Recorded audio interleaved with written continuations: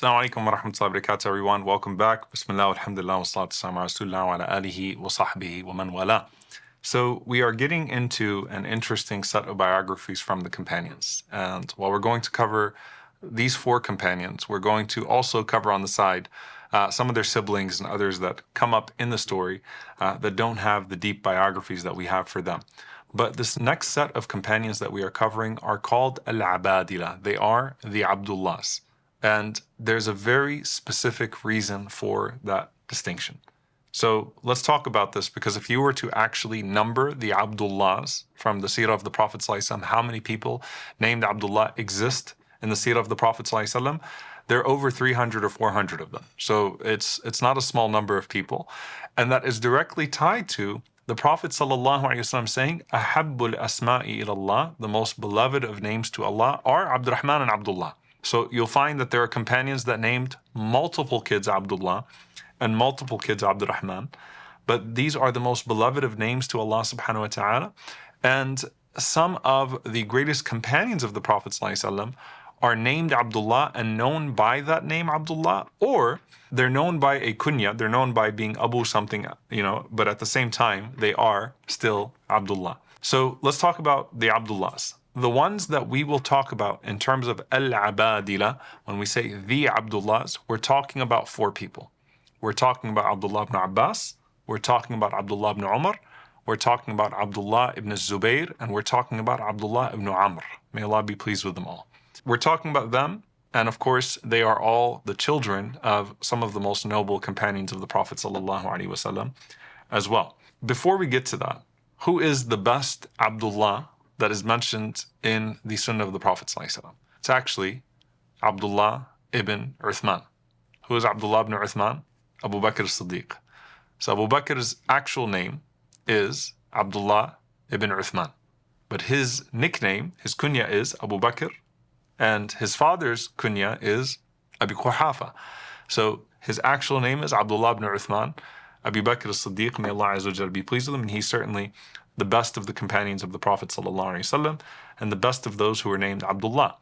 Now there's another Abdullah who, if you are reading in the books and you see the name Abdullah in a narration of hadith or in tafsir, without Abdullah ibn anything else, just Abdullah said this, Abdullah said that, that is talking about Abdullah ibn Mas'ud radiallahu ta'ala anhu.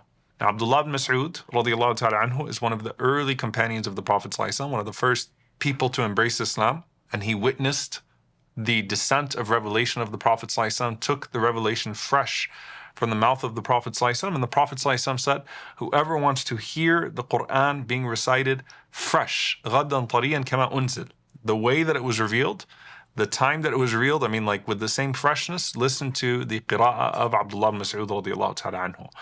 But he died early, right? So we don't have so much from him, or at least as much from him that is equal to the position that he held in Islam, because he died around the time of Uthman radiallahu ta'ala anhu, preceding the fitna that would take place. He did not live through the civil wars that would take place. He didn't live through the devastating chapters in history.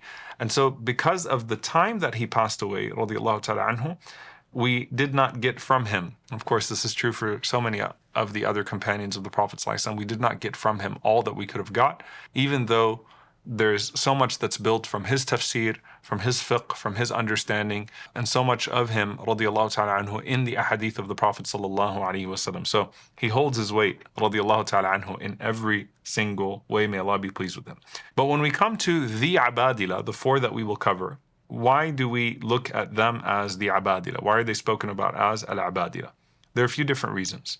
Number one, they all lived long enough to where they lived through the devastating twists and turns in Islamic history, and they contained, encyclopedias of understanding of fiqh, of riwayat, of narrations from the Prophet ﷺ that they were able to apply in real time and teach to the next generation in multiple regions. It's really the footprint, if you will, that they leave in the books of Islamic history because of the history that they witnessed and how they were witnessed and interacted with in history. So that's the first thing to mention.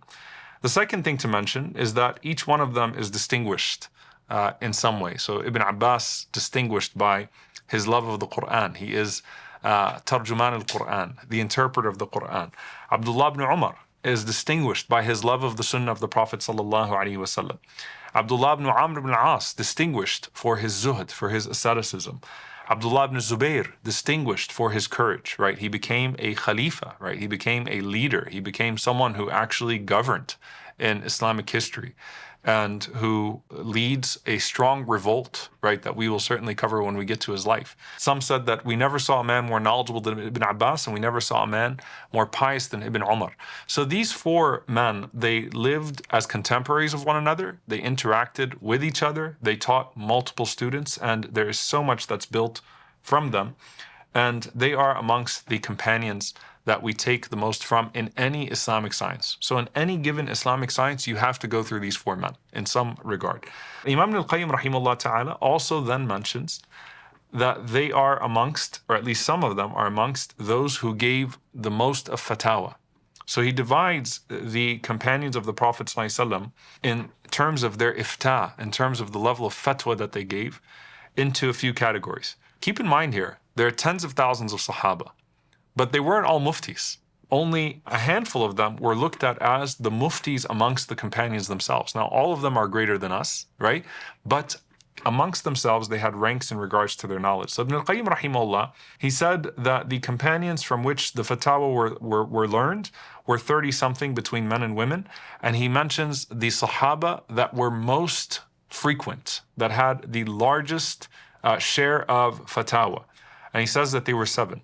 Umar ibn Khattab, Ali ibn Abi Talib, Abdullah ibn Mas'ud, Aisha al-Mu'mineen, Zayd ibn Thabit, Abdullah ibn Abbas, and Abdullah ibn Umar. Again, he says that the 7 of the companions who were the most in their fatawa were Umar, Ali, Aisha, Zayd ibn Thabit that is, and then Abdullah ibn Mas'ud, Abdullah ibn Abbas, and Abdullah ibn Umar.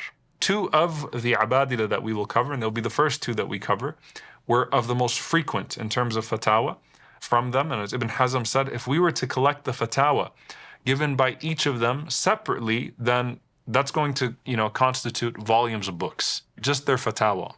Those 7 that we mentioned, may Allah be pleased with them all.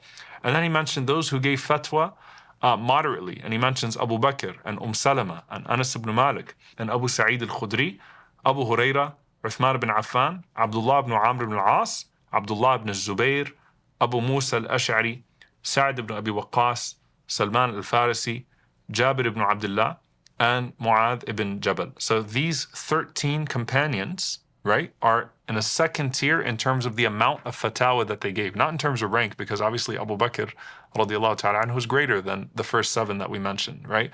But in terms of the amount of fatawa that they actually gave. And then after them, the rest of the companions, right, you'll find a handful of fatawa here or there, a handful of narrations, and it was usually fiqh that was related to a very specific issue that they faced at the time. The last thing that I'll say here, there's the role in hadith narration. They are all hadith narrators and narrated not just from the Prophet ﷺ, but narrated from other companions as well, right? But the last thing that I'll mention is that all 4 of their lives intersected, as we said, with the fitan, with the trials and tribulations, with the politics of the time. And all 4 of them had different approaches, somewhat different approaches to the politics of the time, but all of them based in principle, which is actually incredible because it shows you that there can be diversity that is also principled. There can be principled difference of opinion. None of them were quote-unquote sellouts. None of them were traitors. None of them undermined the ummah of the Prophet ﷺ. But all 4 of them dealt with devastating circumstances with slightly different approaches amongst themselves. And there's something so enriching about how they interacted with each other, how they deliberated amongst each other as to how to deal with the turmoil that was then engulfing the ummah of Muhammad ﷺ, where you had war and civil strife and confusion and assassinations and different political autonomies that were existing in the ummah of the Prophet ﷺ. And so we can learn so much from all 4 of them.